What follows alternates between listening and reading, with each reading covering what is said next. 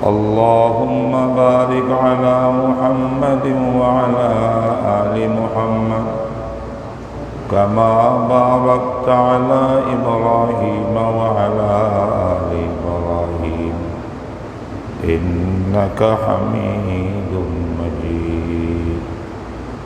أما بعد فأعوذ بالله من الشيطان الرجيم. بسم الله الرحمن الرحيم.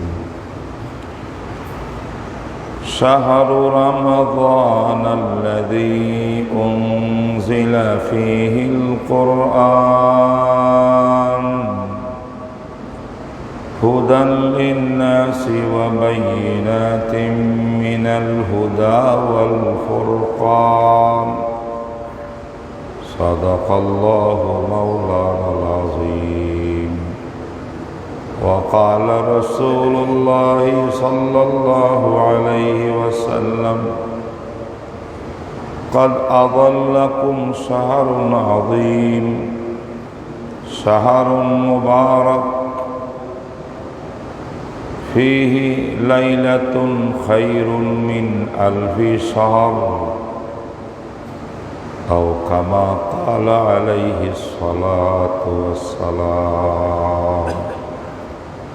সবাই মুহাব্বতের সঙ্গে দুরূদ শরীফ পড়ি। আল্লাহুম্মা সাল্লি আলা মুহাম্মাদিন ওয়া আলা আলি মুহাম্মাদ কামা সাল্লাইতা আলা ইব্রাহিম ওয়া আলা আলি ইব্রাহিম ইন্নাকা হামিদুম মাজিদ। اللهم بارك على محمد وعلى آل محمد كما باركت على إبراهيم وعلى آل إبراهيم إنك حميد مجيد. الحمد لله.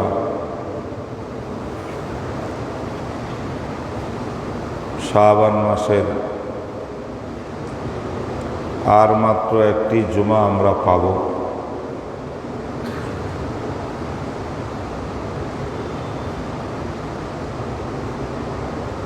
আজকের জুমা এবং আগামী জুমা, এই দুইটি জুমাবার আমরা রমজান মাস উপলক্ষে কিছু আলোচনা মাসলা মাসাইল জানব।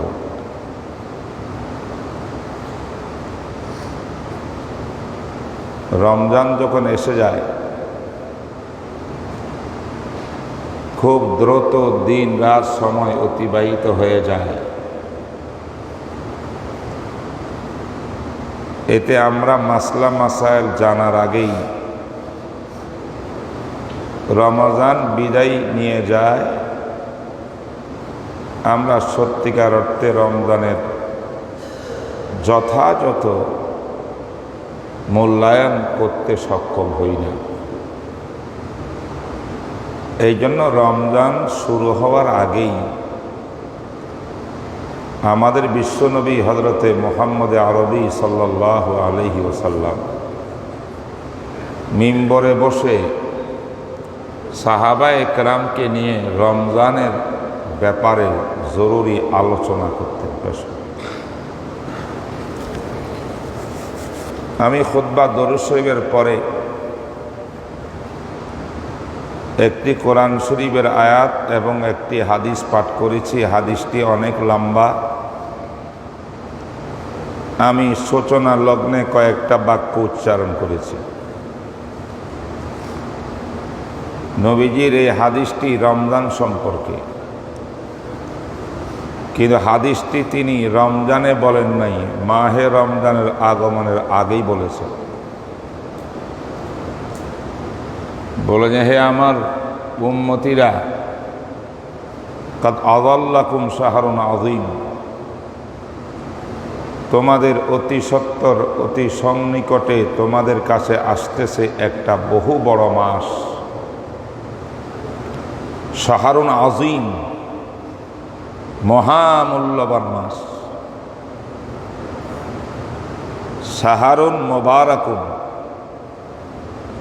এই মাসের বৈশিষ্ট্য হলো এই মাসের প্রতিটি মুহূর্তে মুহূর্তে আল্লাহ পাক বারাকাত নাজিল করেন।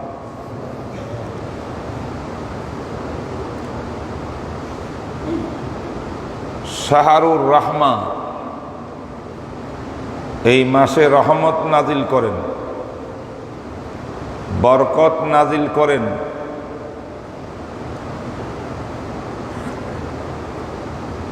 বরকত কেমন? নফল নামাজ পড়লে ফরজের সওয়াব, ফরজ ইবাদত করলে 70টা ফরজের সওয়াব।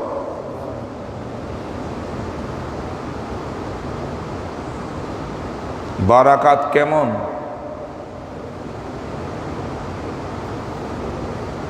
এই মাসের রজনীতে প্রত্যেকটি রাত্রে আল্লাহ তাআলা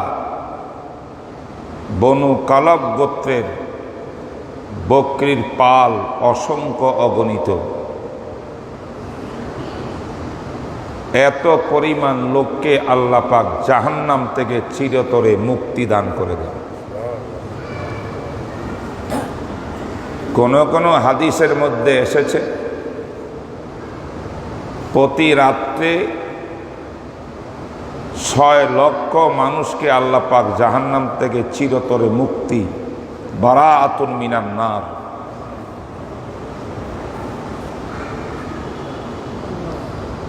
এটা এক রাত্রের বরকত। এই মাসের সেহরিতে বরকত, এই মাসের ইফতার করাতে বরকত। যারা ইফতার করবেন করাবেন, এক হাদিসের মধ্যে আসে ১৫০০ নেকি তার আমল নামায় লেখা হবে যদি অন্য ভাইকে আপনি ইফতার করান।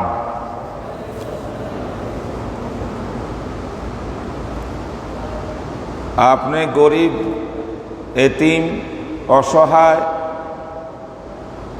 অথবা ধনী হোক, আরেক ভাইকে যদি ইখলাসের সাথে ইফতার করান আল্লাহকে সন্তুষ্ট করার জন্য, সামাজিকতা রক্ষার জন্য নয়, নিজের নাম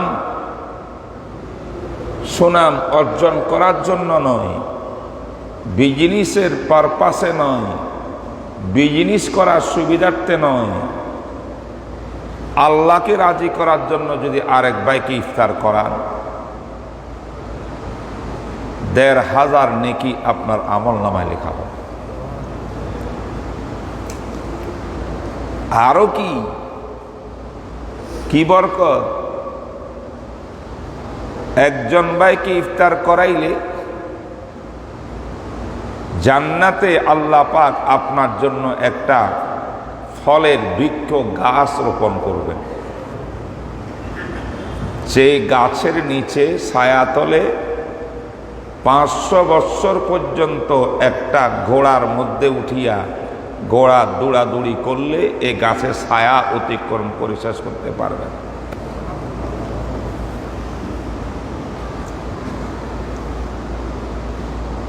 গরিব দরদিরকে যদি ইফতার করান,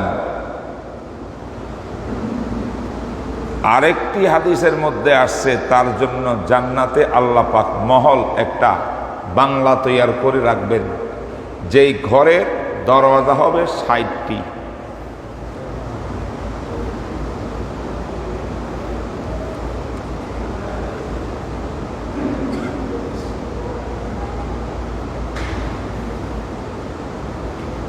বরকতের শেষ নাই। এই জন্য বলা হয় রমজানের মাস বরকতের মাস, রমজানের মাস রহমতের মাস, রমজানের মাস মাগফিরাতের মাস। আউয়ালুহু রাহমাতুন, আওসাতুহু মাগফিরাতুন, ওয়া আখিরুহু ইতকুন মিনান নার। এই মাসটা আসতেছে আমাদের সামনে। কথাগুলো সবিস্তারে আলোচনা হতে পারবে পরেও, আজকে বলছি কেন, কেমন একটি মাসের আগমন হচ্ছে, তাইলে এই বরকতের মাসকে আমরা স্বাগতম জানাবো কিভাবে? আমাদের বর্তমানে করণীয় কি মাহে রমজান উপলক্ষে?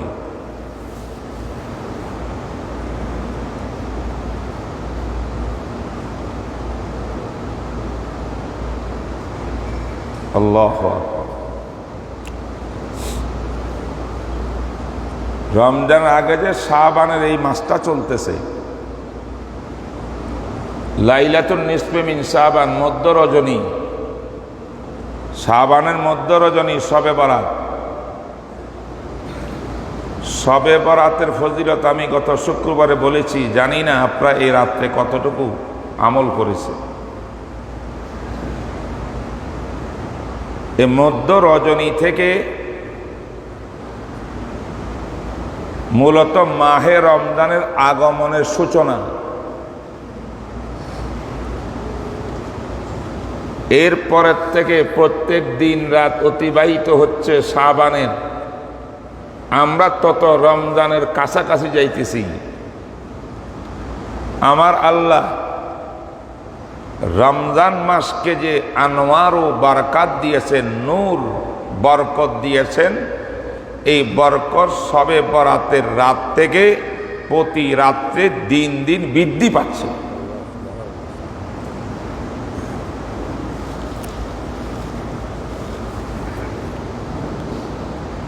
কেন যে এই মাসের এত ফজিলত? 30 পারা কোরআনে আপনি আরবি কোনো মাসের নাম পাবেন না। কয়েকটা মাসের নাম পাবেন।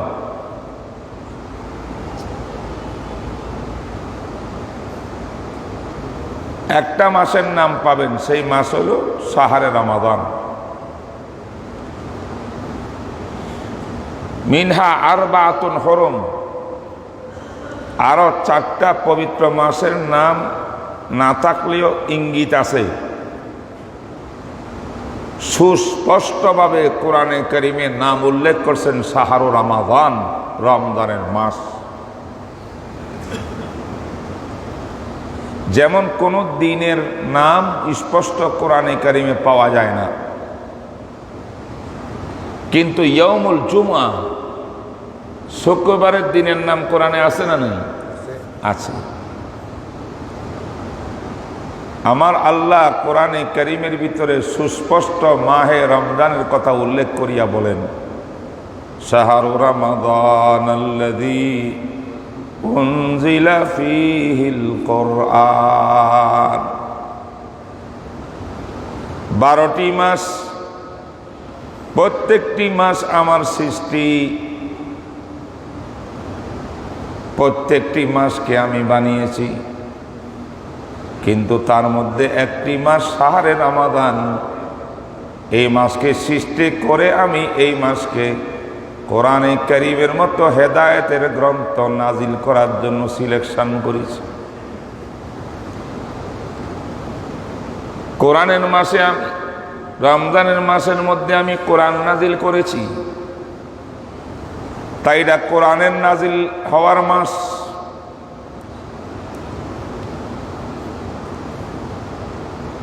কোরআন হেদায়েতের কিতাব, কোরআন তাকওয়ার কিতাব, কল্যাণের কিতাব, সব কিছু কোরআনে।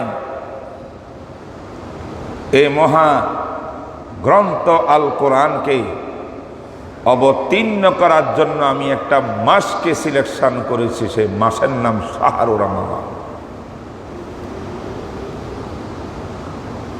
কোরআনে কারীমের মধ্যে আমাদের জন্য আল্লাহ পাক কোরআনের কথাই বলেছেন, কিন্তু ইতিহাস ঘাটলে দেখা যায় আমার আল্লাহ যত নবী রসুলদের উপরে, যত রসুলগণের উপরে আসমানি কিতাব নাজিল করেছেন, প্রায় আসমানি কিতাব আমার আল্লাহ রমজান মাসে নাজিল করেছে। শুধু কোরআন না, কিন্তু সমস্ত আসমানি গ্রন্থসমূহের নির্যাস হইল কোরআন। কোরআন যদি মাহে রমজানে নাজিল হওয়ার কথা আল্লাহ পাক বলেন, অটোমেটিক কোরআনের ভিতরে সব আসমানি গ্রন্থের নজুলের কত এসে গেছে।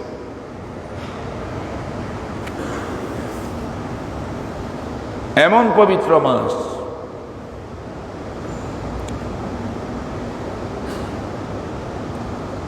অন্য আয়াতের মধ্যে আমার আল্লাহ বলেন, কুতিবা আলাইকুমুস সিয়াম কামা কুতিবা আলাল্লাযীনা মিন ক্বাবলিকুম লাআল্লাকুম তাত্তাকুন।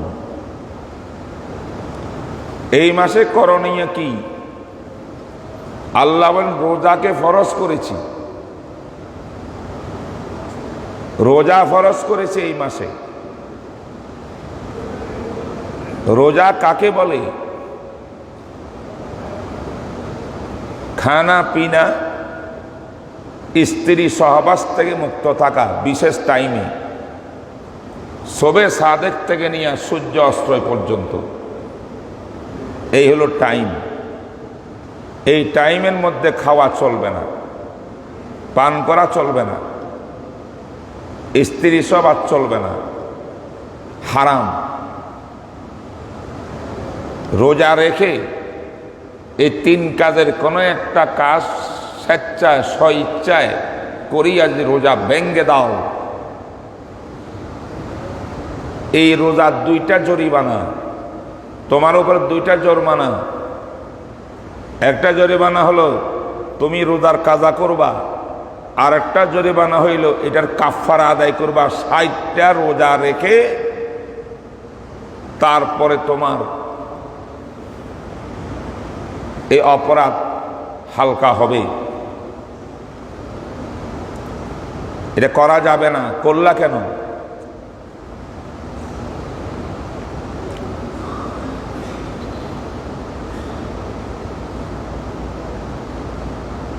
খাওয়া বন্ধ করা,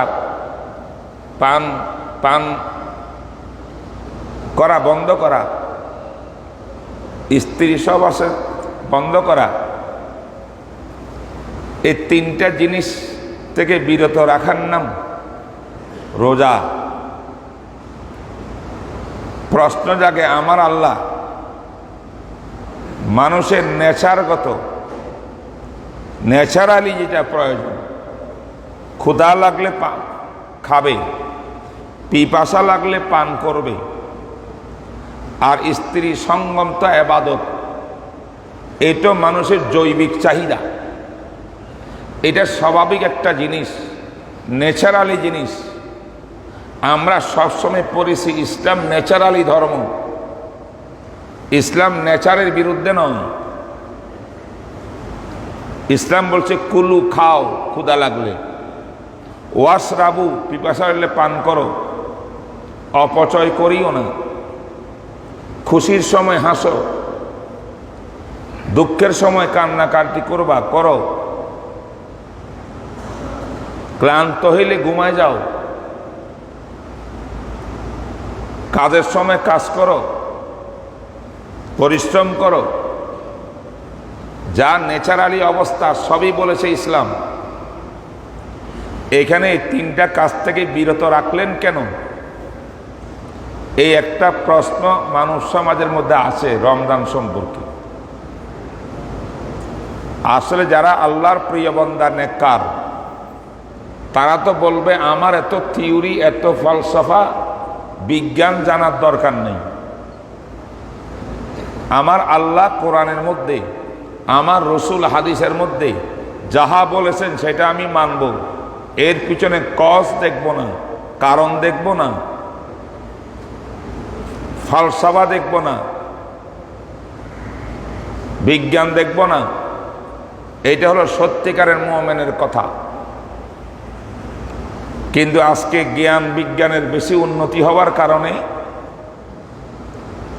মানুষ এখন ইসলামের উপরও জ্ঞান বিজ্ঞানকে চর্চা শুরু করেছে। তার বিজ্ঞান অনুযায়ী যদি হয় ইসলামকে মূল্যায়ন করবে, তার থিওরি আর যুক্তি বিরুদ্ধে হইলে ইসলামকে মানবে না। এই জাতীয় দ্বারা যুক্তিবাদী, তারা বলে ন্যাচারালি তিনটা বস্তুর থেকে ইসলাম রোজা, কেন আল্লাহ পাক নিষেধ করলেন, রোজা রাখতে বললেন, 3টা কাজ করতে নিষেধ করলেন? এটা তো ন্যাচারালি বিষয়। তার উত্তরে আমার আল্লাহ বলেন, ইয়া আইয়ুহাল্লাযীনা আমানু কুতিবা আলাইকুমুস সিয়াম কামা কুতিবা আলাল্লাযীনা মিন ক্বাবলিকুম লাআল্লাকুম তাত্তাকুন।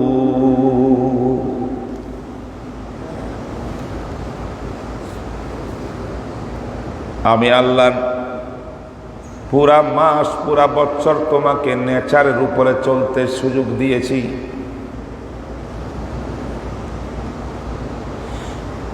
ন্যাচারালি বিষয়ের উপরে আমি আল্লাহ কোনো বাধা সৃষ্টি করি নাই, কিন্তু সব কাজ করার অনুমতি দেওয়ার সময় আমি বলে দিয়েছি কোরআনের মাধ্যমে, হাদিসের মাধ্যমে, ন্যাচারালি কাজ করবা কিন্তু আমার বিধান মতো করবা, আমার বিধানকে লঙ্ঘন করিয়া করার অনুমতি নেই। ক্ষুধা লাগলে খাবা, খাওয়ার জন্য নিয়ম পদ্ধতি আছে। আমি আল্লাহ বলেছি হারাম খেতে পারবা না, হালাল খেতে হবে। হালাল খাবার দিয়ে তুমি ক্ষুধা নিবারণ করতে হবে, হারাম জিনিস দিয়া নয়। আমি আল্লাহ বলছি পিপাসা লাগলে পান করো, কিন্তু সেই ক্ষেত্রে তুমি মদ, গাঁজা ইত্যাদি পান করতে পারবা না। হারাম জিনিস, ক্ষতিকর জিনিস পান করতে পারবা না। হারাম জিনিস পান করলেও পিপাসা নিবারণ হয়, কিন্তু করা যাবে না। আমি আল্লাহ বলেছি ক্লান্ত হইলে তুমি ঘুমাই যাও, শরীরের উপরে জুলুম করিও না, তুমি একটু রেস্ট নাও। এমন ভাবে তুমি ঘুমাইলা, এক ঘুমের ভিতরে 12 ঘন্টা চলে গেল, 5 ওয়াক্ত নামাজ ছুটে গেল, তোমার খবর নেই। আমি আল্লাহ বলছি তুমি যখন সচেতন শক্তিত থাকবা, কাজ করবা, কাজ করবা, কাজ করো। বেকার থাকা আমি আল্লাহ পছন্দ করি না। আমি তোমাকে কাজের জন্য দুনিয়াতে প্রেরণ করেছি, কিন্তু কাজ কোনটা করবা, যে কাজ করলে আল্লাহ নারাজ হয় না সে কাজ করবা, যেই কাজে আল্লাহ সন্তুষ্ট হয় সে কাজ করবা। কিন্তু আল্লাহ দেয়া শক্তি দিয়া তুমি এমন এমন কাজ করিয়া বসছো যে কাজগুলো ফেরাউন আর নমরুদের কাজ।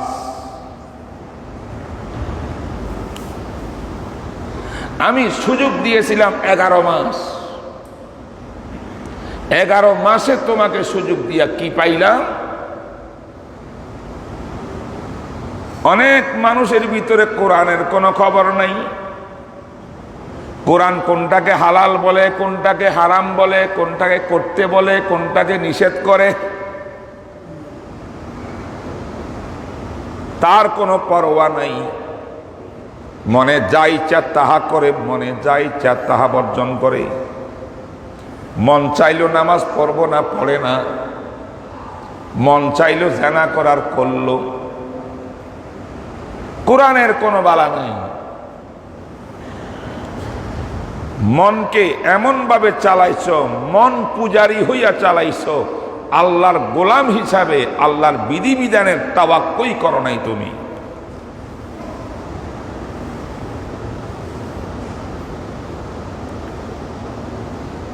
আমি কি বললাম, তুমি কি করলা? এইভাবে মন চাই জীবন যাপন করতে করতে কোরআন বাদ দিয়া, হাদিস বাদ দিয়া, সুন্নাহ বাদ দিয়া, শরীয়ত বাদ দিয়া 11 মাস তুমি হিসাব নিকাশ করো তোমার জীবনটাকে তুমি কি করেছো।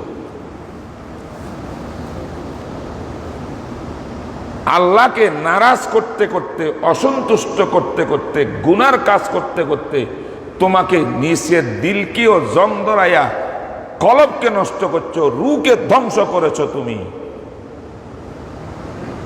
শরীরকে শুধু তাজা করছো খায়া দায়া, ফুর্তি করে করে তুমি শরীরকে তাজা করছো, রূহকে তুমি শেষ করে দিছো। হে মানুষ, তুমি শরীর এবং রূহ দুইটির দ্বারা তুমি সংগঠিত। তুমি মানুষ, রূহবিহীন মানুষ নয় তুমি। আবার শরীরবিহীন মানুষও তুমি নয়, শরীরও তোমার দিয়েছি আমি আল্লাহ, রু দিয়েছি আমি আল্লাহ, উভয়টাকে তুমি সচেত রাখতে বলেছি আমি, পাওয়ার ঠিক করতে বলেছি আমি, ব্যালেন্স রাখতে বলেছি আমি। তুমি 11টি মাস নাফরমানি করতে করতে ন্যাচারালি সুযোগ পাইয়া আল্লাহর বিধানকে লঙ্ঘন করা, নবীর কথাকে লঙ্ঘন করা, গুনাহ করতে করতে, অপরাধ করতে করতে তুমি তোমার আত্মা রুকে জবাই করে দিয়েছ। তুমি শুধু বাহ্যিক একটা শক্তিশালী শারীরিক লোক, তোমার সাথে রুহের সম্পর্ক নাই। তুমি আর ইবলিস, তুমি আর ফেরাউন, তুমি আর নমরুদ, তুমি আর আবু জাহেল সমান হয়ে গেছে।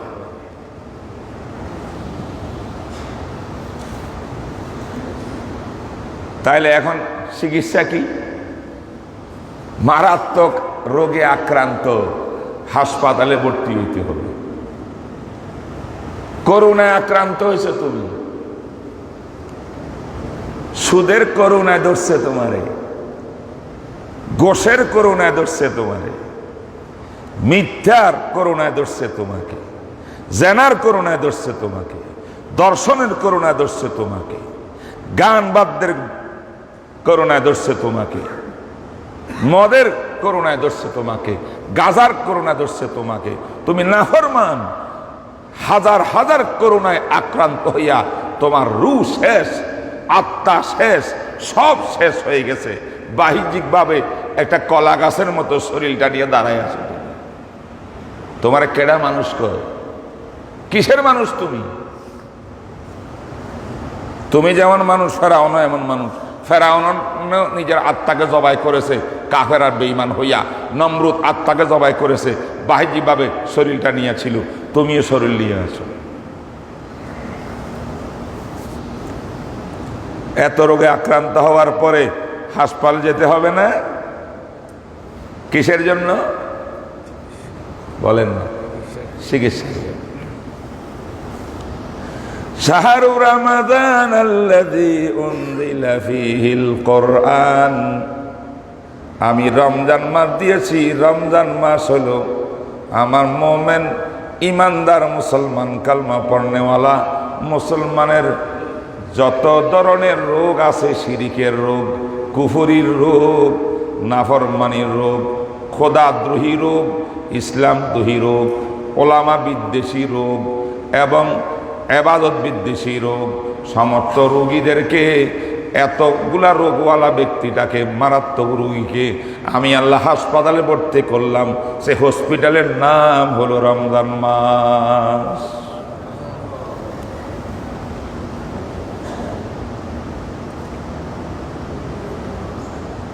মাহে রমজানে হাসপাতালে গেলে যেমন সব খাদ্য তোমাকে ডাক্তার খেতে দিবে না, দিবে দিবে। কোনদিন বলছো ডাক্তার সাহেব ন্যাচারালি, নেচার বিরোধী কাজ কেন করলেন? আমার মন চাইলো এইটা খাইতে, আপনি বলেন খাওয়া যাবে না। আপনার মতো ডাক্তারকে আমি ফিসও দিব না, চিকিৎসা করবো না, কারণ নেচার বিরোধী কাজ করতেছেন আপনি, বলছেন বিরোধী। এই বেটারা আল্লাহর সঙ্গে যুদ্ধ করে, আল্লাহ তুমি নেচার বিরুদ্ধে কাজ করতে বললা কেন? খানা বন্ধ করলা কেন? পান বন্ধ করলা কেন? স্ত্রী সবার বন্ধ করলা কেন? কেন কেন তুমি এখানে প্রশ্ন করো। যখন অসুস্থ হইয়া হসপিটালে গিয়েছিলা তখন ডাক্তারেরা তোমাকে পরহেজ দিয়েছিল, এইটা করা যাবে না, সেটা করা যাবে না, এটা খাওয়া যাবে না, সব বাইরে খানা বন্ধ। ডাক্তারের পরিমাপ অনুযায়ী মন না চাইলেও এটাই খেতে হবে, না খাইয়া থাকতে হবে। এই ডাক্তারের কাছে গিয়া তো তখন প্রশ্ন করো নাই, আল্লাহর বিধানের ভিতরে আসিয়া প্রশ্ন কেন?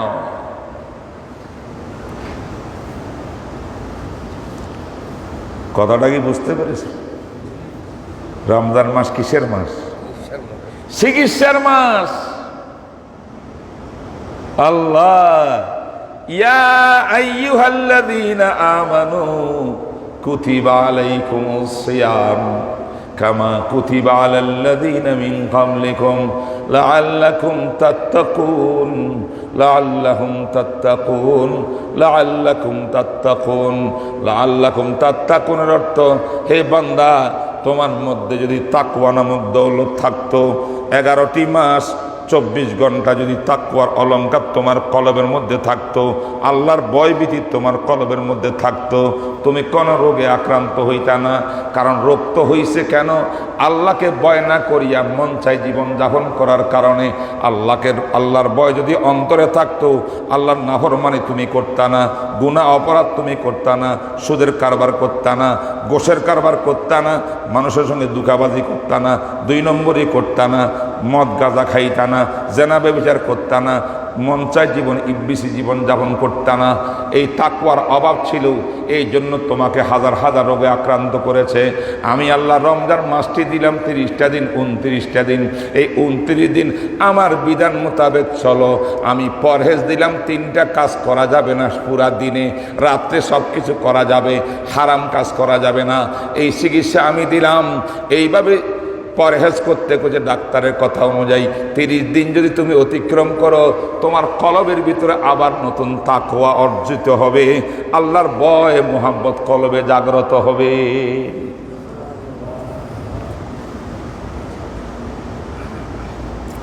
লাআল্লাকুম তাত্তাকুন।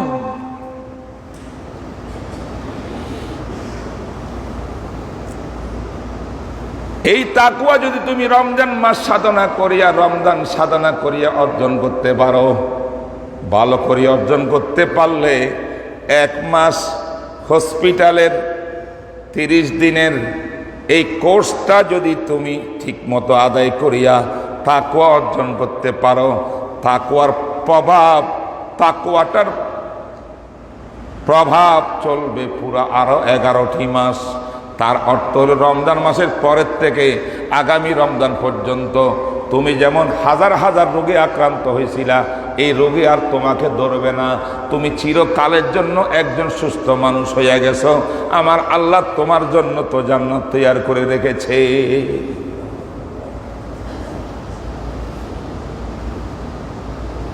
দোস্ত আহবাব, কথা চলবে ইনশাআল্লাহ আগামী শুক্রবারেও, কথা শেষ নাই। আজকে শুরু করলাম, বুঝছেন তো কিছু কথা? প্রস্তুতি কি? কয়েক মিনিটে প্রস্তুতির কথা বলি। 1 নম্বরে দোয়া করতে হবে আল্লাহর কাছে। কি করতে হবে? বলেন বলেন বলেন। আমরা নিজের বিবেক বুদ্ধি শিক্ষা দীক্ষা নির্ভর করতেছি আমার জ্ঞান বিজ্ঞানের উপরে। আমি এই আমি সেই, বিলকুল মিথ্যা কথা। তোর জ্ঞান বিজ্ঞানের শক্তিতে কিচ্ছু হবে না। যাহা কিছু হবে আমার আল্লাহর হুকুমে হবে। কার কাছে তুলব দোয়া? হে আল্লাহ, হে আল্লাহ, হে রাব্বে করিম, আল্লাহ আমাকে আপনি তৌফিক দেন, আমি রমজানের বরকত যেন অর্জন করতে পারি। রমজানের হাসপাতালে ভর্তি হইয়া তাকওয়া যেন অর্জন করতে পারি, সেই তৌফিক দিন। করতে হবে নি দোয়া? এই রমজান ঢুকবার আগেই, রমজানে প্রবেশ করার আগেই জনাবে রসুল পাক সাল্লাল্লাহু আলাইহি ওয়াসাল্লাম একটা দোয়া শিখাইছেন। একটা হলো রজব মাস আসলে দোয়া, আরেকটা হলো রমজান মাস আসলে দোয়া। রমজানের দোয়াটা হলো আল্লাহুম্মা সাল্লিমনি লি রামাদানা ওয়া সাল্লিম রামাদানা লি ওয়া সাল্লিমহু লি মুতাকাব্বালা। হে আল্লাহ, রমজান মাসকে আমার জন্য শান্তিময় করুন, আমাকেও রমজানের জন্য সুরক্ষা করুন, শান্তিময় করুন। আল্লাহ রমজান কবুলওয়ালা, আল্লাহর কাছে আপনার কাছে কবুল মঞ্জুরকৃত এই রমজান মাসটি আমার জন্য আল্লাহ আপনি কবুল করুন। দোয়া করতে হবে।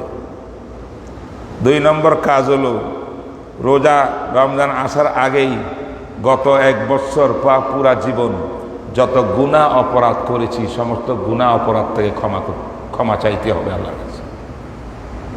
ঠিক না বেঠিক কথা? জীবনে কি আমরা রোজা কাজা করি নাই? কারা কারা রোজা রাখেন নাই বুদ্ধি হওয়ার পরে? আগামী রোজা আসার আগে জীবনের এই রোজাগুলা কাজা করেন। প্রশ্ন জায়গায়, হুজুর আছে কয়দিন, কেমনে এত রোজা কাজা করব? ওলামায়ে কেরাম বলেন কাজা করার তো কাজা করা আরম্ভ করেন, কাজা করা যে আরম্ভ করেন ধীরে ধীরে পুরা জীবন করতে পারবেন। আমার আল্লাহ বলবে আমার বান্দা তো শুরু করেছে কাজা রোজা করার জন্য, তাই তাকে এই রমজানটার পূর্ণ বরকত দিয়ে দিলেন।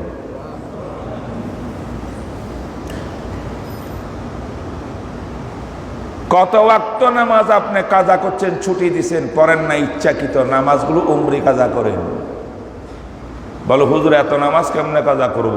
আরে ভাই শুরু করেন, আল্লাহ কবুল করনেওয়ালা, আল্লাহ দিল দেখতেছেন না? আমি আল্লাহর জন্য নামাজ কাজা শুরু করেছি।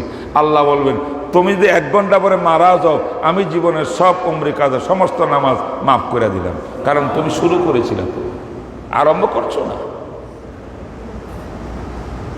হুকুকুল্লাহ, আল্লাহর হক কি কি নষ্ট করেছি এক পাই পাই হিসাব করিয়া, জাকাত কারা কারা দিই নাই অতীত জীবনে, হজ করি নাই কেন, করার জন্য এখন থেকে প্রস্তুতি গ্রহণ করা, দান খায়রাত করা, কি কি আল্লাহর হক নষ্ট করেছি, এইগুলো রোজার আসার আগেই, মাহে রমজানের আগেই এটা ক্ষতিপূরণ দেওয়ার জন্য স্টিক হওয়া, সিদ্ধান্ত নেওয়া এবং কাজ শুরু করে দেওয়া। সুবহানাল্লাহ। এটা রোজা রমজানকে স্বাগতম জানাইবার পর রাস্তা রাস্তা রেলি বের করলে স্বাগতম সেই মাহে রমজান। কত স্বাগতম দিয়েছি, কত রমজান আসলো আর গেল, কি হইল আমার তাকওয়ার? কিছু অর্জন হইল না, কিচ্ছু হয় নাই। যদি তাকওয়া অর্জন করতে চাই, স্বাগতম দিয়ে কাম হবে না, কাজ হবে এরকম তওবা করার দ্বারা। ঠিক না বেঠিক? 3 নম্বরের রমজানের প্রস্তুতি হইল হকুল ইবাদ। বন্দার কোন হক আমি নষ্ট করেছি একটু চিন্তা করি দেখি। কোন ভাইয়ের হক নষ্ট করেছি? সে আমার কাছে পাওনা ছিল, আমি তার পাওনা লেনদেন দিই নাই। কোন ভাইকে আমি মারপিট করেছি, অন্যায়ভাবে জুলুম করেছি? কোন ভাইকে আমি গালি দিয়েছি অন্যায়ভাবে? কোন বোনকে আমি কি করেছি? আমার আত্মীয় স্বজন, আমার সমাজ, আমার পরিবার, আমার দেশ, আমার বন্ধু বান্ধব, কোন মানুষের হক আমি নষ্ট করেছি? চিন্তা করে করে যাদের প্রতি অন্যায় করেছে সবার কাছে ক্ষমা চাই, ক্ষমা চাই। ভাই তোমার এই হকটা নষ্ট করে ফেলেছি, এই টাকা নিয়ে নাও, এটা নষ্ট করেছি, টাকা দিয়ে দাও, টাকা দিয়ে দিলাম, তুমি আমাকে মাফ করে দাও। যখন মাফ যোগ করে ফেলবেন, সব কিছু বন্দার হকও নাই, আল্লাহর হকও নাই, সব পূরণ করছেন। এই সুন্দরভাবে যখন মাহে রমজান আসে, স্বাগতম হে মাহে রমজান। আপনি যখন তারাবির নামাজে দাঁড়াবেন, আমার আল্লাহ বলেন প্রত্যেকটি সিজদায় জান্নাতের ভিতরে 1 স্তর উঁচা হচ্ছে। তোমার তওবা করা। 2 রকমের হক। হকুল ইবাদ বুঝেন, মানুষের হক। হকুল্লাহ মানে আল্লাহর হক। আল্লাহ পাইতেন, আমি দিই নাই। বন্দায় পাইতো, আমি দিই নাই। এমন হক কি কি একটু চিন্তা করেন তো। চিন্তা করিয়া বসে এগুলা ক্লিন করেন, পরিষ্কার করেন। মোহাব্বত বাড়ান, দুশ্মনী রাখবেন না, কারোর সঙ্গে মন খারাপ রাখবেন না, হিংসা বিদ্বেষ রাখবেন না, সবাই সঙ্গে মাপটাপ চাইয়া। ভাই রমজান স্বাগতম, রমজান আসছে, ভাই কোনোদিন কোনো ভুল ভ্রান্তি হলে মাফ করে দাও। আমরা সব ভাই ভাই, আমরা সব নবীর উম্মত, আমরা আল্লাহর বান্দা, আমরা সব একাকার হয়ে দিল কলব মিলায়া আমরা সবাই আল্লাহকে সন্তুষ্ট করার জন্য আসো, রমজানের প্রস্তুতি গ্রহণ করো। পারবো কিনা ইনশাআল্লাহ? বাকি কথা আগামী শুক্রবারে হবে। ওয়া সাল্লাল্লাহু তাআলা আলা খাইরি খালকি মুহাম্মদ ওয়া আলা আলিহি ওয়া আসহাবিহি। আচ্ছা একটা কথা বলি, 1 মিনিটে কথা বলি। এই যে আমি ইফতার করানোর কথা বললাম, আমাদের মসজিদে মনে হয় ইফতারের পার্টির সুযোগ নাই করোনা ভাইরাসের কারণে। এই কথাটা বহুত জরুরি ছিল, আমি বলে গেছিলাম। করোনা সম্পর্কে যা কিছু চলতেছে সারা বিশ্বে, বাংলাদেশে, আমরা সচেতন মহল সব শুনতেছি। অত্যন্ত সাবধান, অত্যন্ত সতর্ক থাকতে হবে। করোনার জন্য স্বাস্থ্যবিধি মেনে আমাদের চলতে হবে, কিন্তু আল্লাহর বিধানও নষ্ট করা যাবে না। আল্লাহর হুকুম হাকামও মানব, করোনারটাও মানব। তাই আমার মসজিদের ভিতরে এই ইফতারের ব্যবস্থা ঐক্যবদ্ধভাবে হবে না। বাকি ইমাম সাহেবরা, খাদেমরা যারা আছেন তাদের জন্য ইফতার তো ব্যবস্থা আছেই, কিন্তু আমভাবে নাই। আমি বলবো যারা পারেন প্লিজ, আমি 2 হাত জোর করে বললি, এতিম কোথায় আছে দেখেন, হাফেজে কোরআন কোথায় আছে দেখেন, আলেম ওলামা কোথায় আছে দেখেন, গরিব কোথায় আছে, না খায়া রয়েছে, এতিম কোথায় আছে। এক এক জায়গাতে প্রতিষ্ঠানে এক বস্তা চনা বুট পাঠাই দেন, খেজুর পাঠাই দেন, তারপরে ইফতার আর কি লাগে পাঠাই দেন। একবারে নিখুঁতভাবে আপনি ১৫০০ নেকি আপনার আমল নামায় লেখা হবে, এক একটা ইফতারকারীর বদৌলতে। আল্লাহ আল্লাহ সবাইকে তৌফিক দান করুন। ওয়া মা আলাইনা ইল্লা আল বালাগ।